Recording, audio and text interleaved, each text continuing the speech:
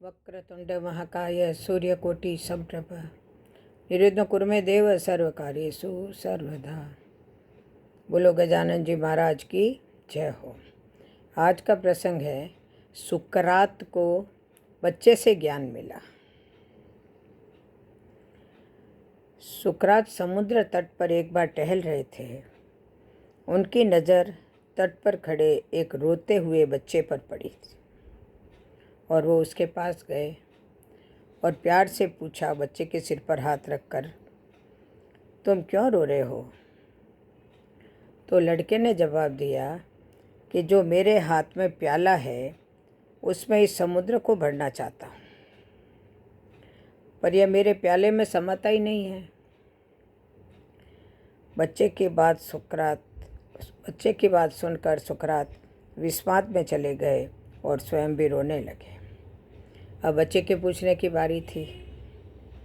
बच्चा कहने लगा, आप भी मेरी तरह रोने लगे, पर फिर आपका प्याला कहाँ है? तो सुकरात ने जवाब दिया, बालक, तुम छोटे से प्याले में समुद्र भरना चाहते हो और मैं अपनी छोटी सी बुद्धि में सारे संसार की जानकारी भरना चाहता हूँ। सुकरात ने कहा, आज तुमने सिखा दिया कि समुद्र प्याले में नहीं समा सकता है। मैं व्यर्थ ही बेचैन रहा। यह सुनकर बच्चे ने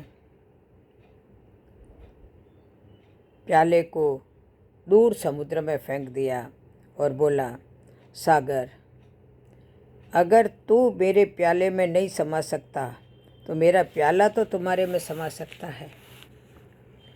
इतना सुनना था कि सुकरात बच्चे के पैरों में गिर पड़े और बोले, बड़ा कीमती सूत्र हाथ में लगा है। हे परमात्मा, आप तो सारा का सारा मुझ में ही नहीं समा सकते हैं, पर मैं तो सारा का सारा आप में लीन हो सकता हूँ। ईश्वर की खोज में भटकते सुकरात को ज्ञान देना था, तो भगवान उस बालक में समा गए। सुकरात का सारा अभिमान ध्वस्त हो गया। भगवान ने उसका अभिमान ध्वस्त कराया। जिस सुकरात से मिलने के लिए सम्राट समय लेते थे, वह सुकरात एक बच्चों के चरणों में लौट गए थे। ईश्वर जब आपको अपनी शरण में लेते हैं, तब आपके अंदर का मैं सबसे पहले मिटता है, या यूँ कहूँ, जब आपके अंदर का मैं मिटता है तभी ईश्वर की कृपा होती है। बोलो जय श्री कृष्ण, जय जय श्री कृष्ण, जय जय श्री राधे।